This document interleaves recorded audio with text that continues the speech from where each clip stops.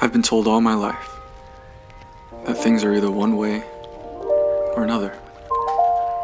But what if I'm not one way or another? You see, my mom's from Honduras and my dad's from Hong Kong. Me, Greg Wan, the designer, I'm from here. But who am I? Am I Asian? Am I American? Am I a photographer? A baller? A storyteller? A creative?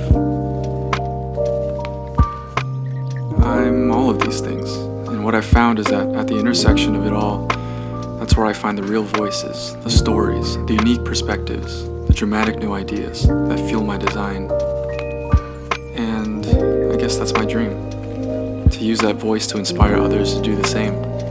To be open to those new ideas, investigate new perspectives and stories, and maybe learn something new.